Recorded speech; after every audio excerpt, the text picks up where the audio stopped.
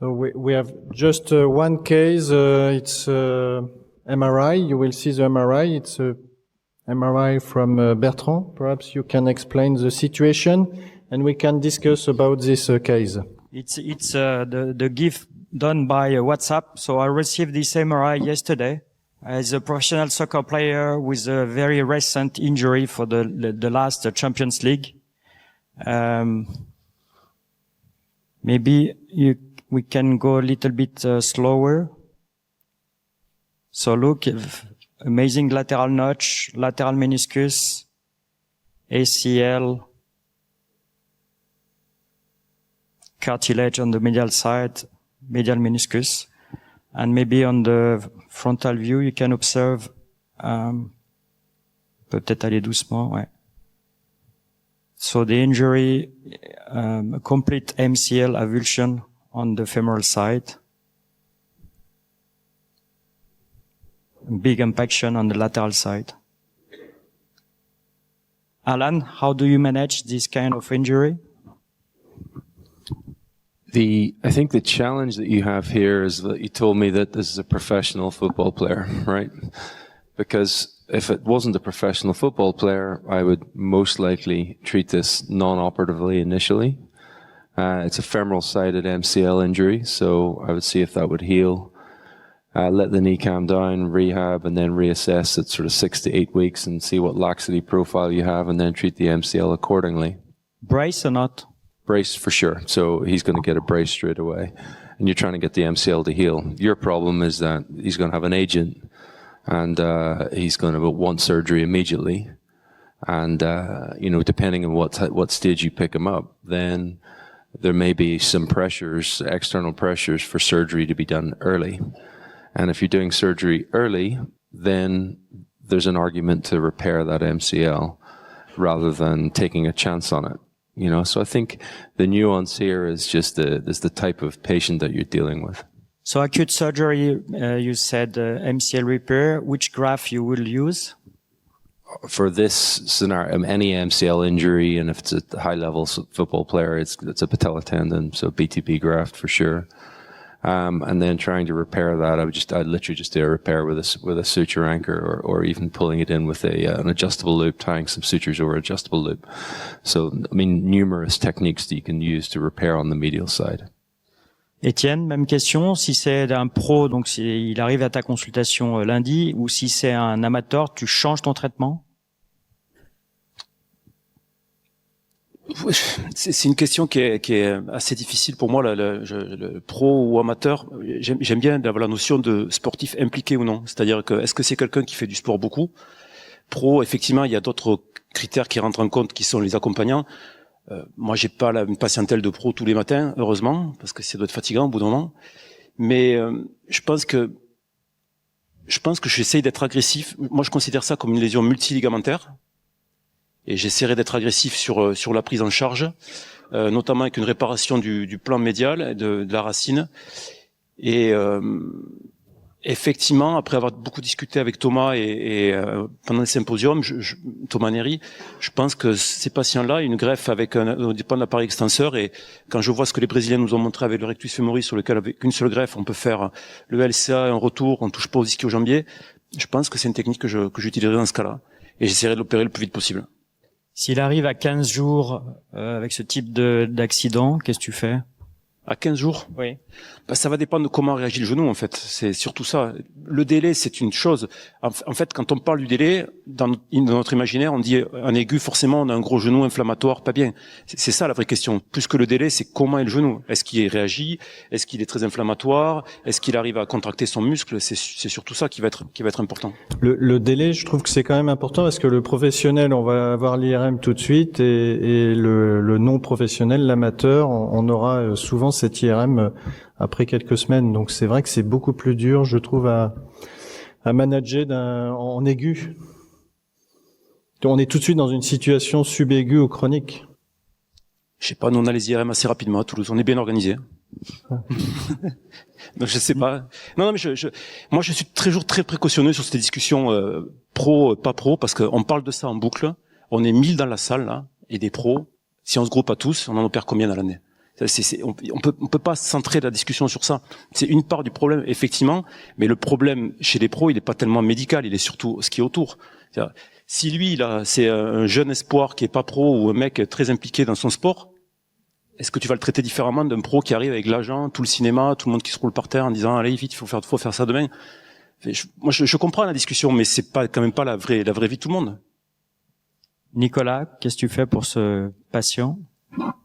Bah d'abord, j'appelle chez toi parce que c'est qu'on a inversé nos téléphones pendant le dîner parce que là, moi, il me manque l'examen clinique du plan médial. On voit bien la lésion, mais c'est quand même une lésion fémorale. C'est des lésions qui ont un haut potentiel de cicatrisation, et a fortiori, c'est des lésions qui sont, quand on les répare ou qu'on fait des plasties, faut se rappeler quand même que tout ce qui est plastie du plan médial, c'est 20% de raideur post-opératoire.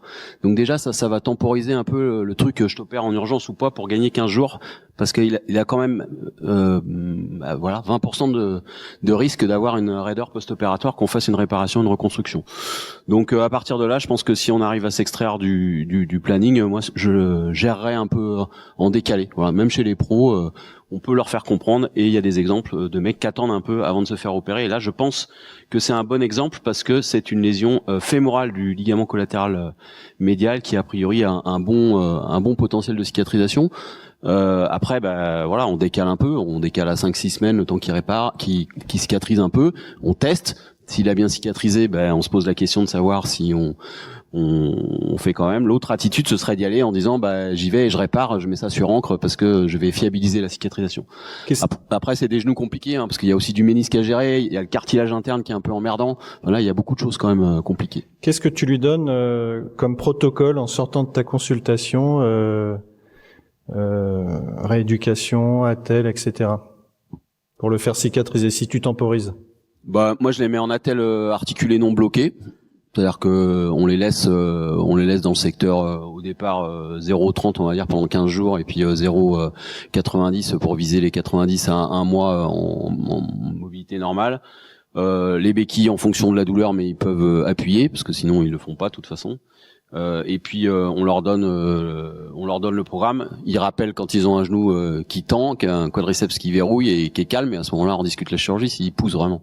Étienne, est-ce que le morphotype change quelque chose pour vous? S'il est en valgus, en varus? Valgus, c'est méfiance là. Parce que tu as souvent des lésions comme ça dans les basketteurs ou les gens très grands ou les secondes lignes au rugby, tu as assez fréquemment ce type de lésion. Et là, comment tu le gères? Victor, tu gères comment? Bon, je pense un peu comme Étienne, parce qu'en Brésil, tous les jours, ils pensent qu'ils sont pros, donc même les mecs qui jouent pour l'Asie sont traités comme si c'était un pro.